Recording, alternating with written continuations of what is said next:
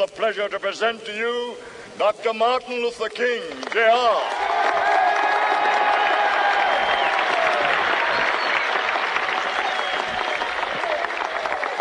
I am happy to join with you today in what will go down in history as the greatest demonstration for freedom in the history of our nation.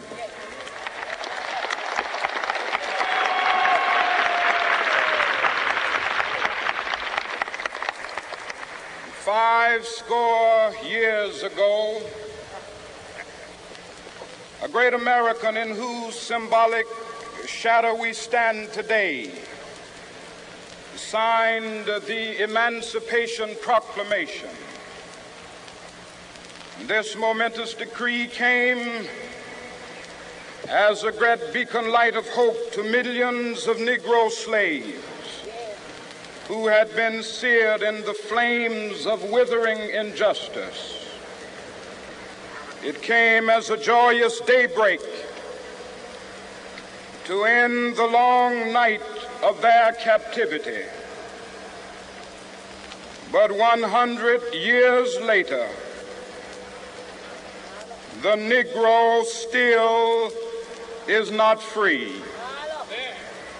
100 years later, the life of the Negro is still sadly crippled by the manacles of segregation and the chains of discrimination. 100 years later, the Negro lives on a lonely island of poverty in the midst of a vast ocean of material prosperity. 100 years later, the Negro is still languished in the corners of American society and finds himself in exile in his own land. And so we've come here today to dramatize a shameful condition. In a sense, we've come to our nation's capital to cash a check. When the architects of our republic wrote the magnificent words of the Constitution and the Declaration of Independence, they were signing a promissory note to which every American was to fall heir. This note was a promise that all men, yes, black men as well as white men, would be guaranteed the unalienable rights of life, liberty, and the pursuit of happiness. It is obvious today that America has defaulted on this promissory note insofar as her citizens of color are concerned. Instead of honoring this sacred obligation, America has given the Negro people a bad check, a check which has come back marked insufficient funds.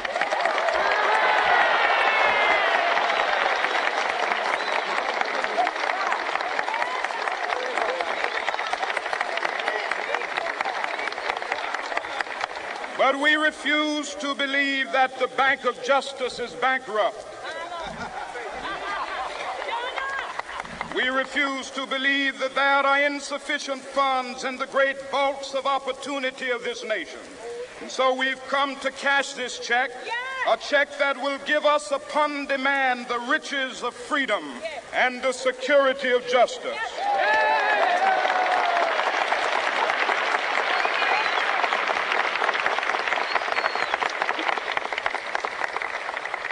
We have also come to this hallowed spot to remind America of the fierce urgency of now. This is no time to engage in the luxury of cooling off or to take the tranquilizing drug of gradualism.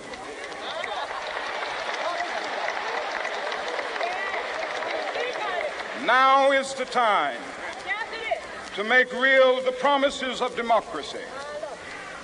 Now is the time to rise from the dark and desolate valley of segregation to the sunlit path of racial justice.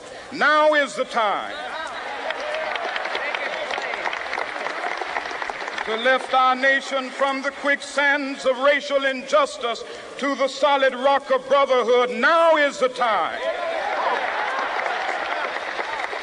to make justice a reality for all of God's children. It would be fatal for the nation to overlook the urgency of the moment. This sweltering summit of the Negro's legitimate discontent will not pass until that is an invigorating autumn of freedom and equality. 1963 is not an end, but a beginning. Those who hope that the Negro needed to blow off steam and will now be content will have a rude awakening if the nation returns to business as usual.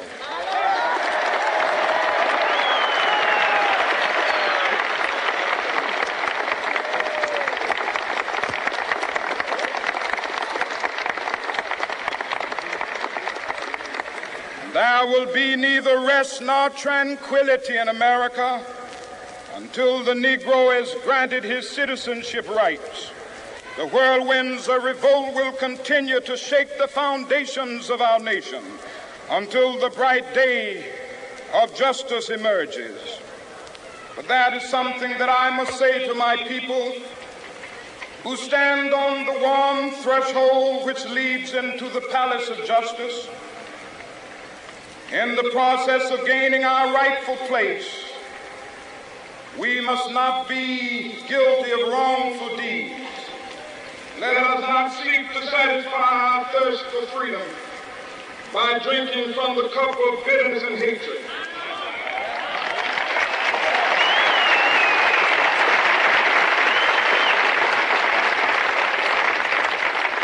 We must forever conduct our struggle on the high plane of dignity and discipline. We must not allow our creative protests to degenerate into physical violence. Again and again, we must rise to the majestic heights of meeting physical force with soul force.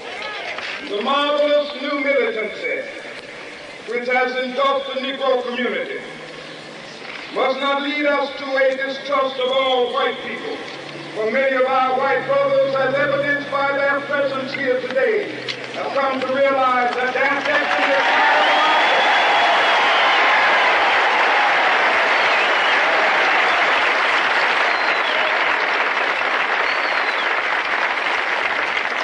They have come to realize that their freedom is inextricably bound to our freedom. We cannot walk alone. As we walk, we must make the pledge that we shall always march ahead. We cannot turn back. There are those who are asking the devotees of civil rights, when will you be satisfied? We can never be satisfied as long as the Negro is the victim of the unspeakable horrors of police brutality. We can never be satisfied as long as our body is heavy with the fatigue of travel, cannot gain lodging in the motels of the highways and the hotels of the city.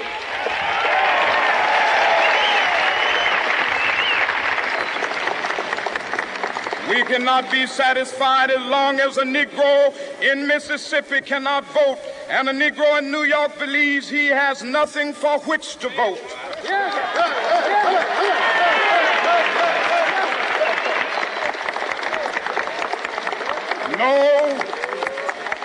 No, we are not satisfied, and we will not be satisfied until justice rolls down like waters and righteousness like a mighty stream.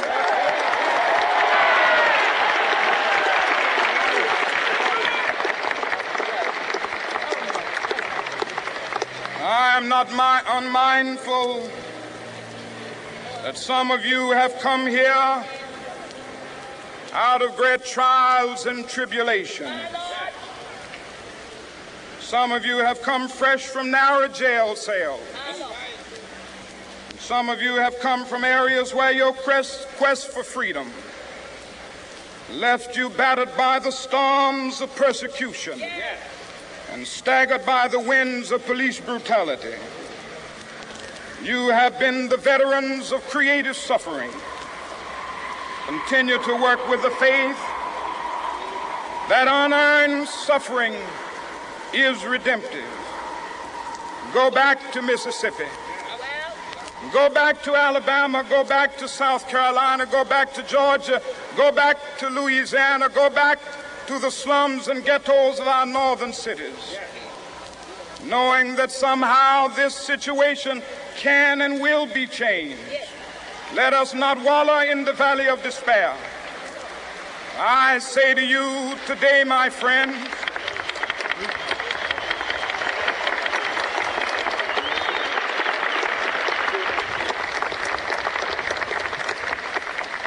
so even though we face the difficulties of today and tomorrow, I still have a dream. It is a dream deeply rooted in the American dream. I have a dream that one day this nation will rise up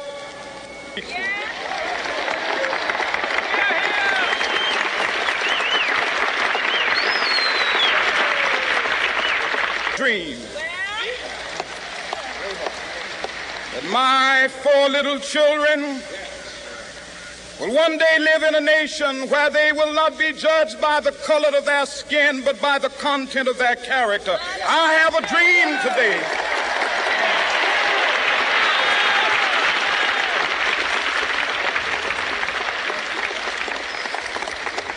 I have a dream that one day down in Alabama, with its vicious racists, with its governor having his lips dripping with the words of interposition and nullification.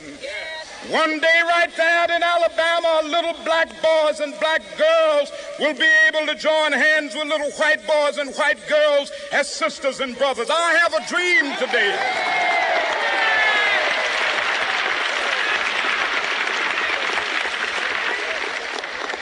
I have a dream that one day every valley shall be exalted, and every hill and mountain shall be made low. The rough places will be made plain, and the crooked places will be made straight. And the glory of the Lord shall be revealed, and all flesh shall see it together. This is our hope. This is a faith that I go back to the South with. With this faith, we will be able to hew out of the mountain of despair a stone of hope. With this faith, we will be able to transform the jangling discords of our nation into a beautiful symphony of brotherhood. With this faith, we will be able to work together, to pray together, to struggle together, to go to jail together, to stand up for freedom together, knowing that we will be free one day. This will be the day. This will be the day when all of God's children will be able to sing with new meaning, "My country, tears of thee. Sweet land of liberty, of thee I sing. Land where my fathers died, land of the pilgrim's pride. From every mountainside, let freedom ring. And if America is to be a great nation, this must become true. And so let freedom ring from the prodigious hilltops of New Hampshire. Let freedom ring from the mighty mountains of New York. Let freedom ring from the heightening Alleghenies of Pennsylvania. Let freedom ring from the snow-capped Rockies of Colorado. Let freedom ring from the curvaceous slopes of California. But not only that, let freedom ring from Stone Mountain of Georgia. Let freedom ring from Lookout Mountain of Tennessee. Let freedom ring from every hill and molehill of Mississippi, from every mountainside. Let freedom ring, and when this happens, when we allow freedom ring, when we let it ring from every village and every hamlet, from every state and every city.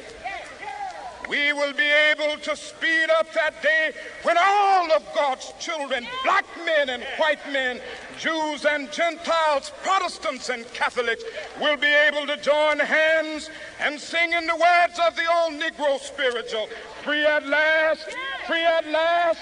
Thank God Almighty, we are free at last.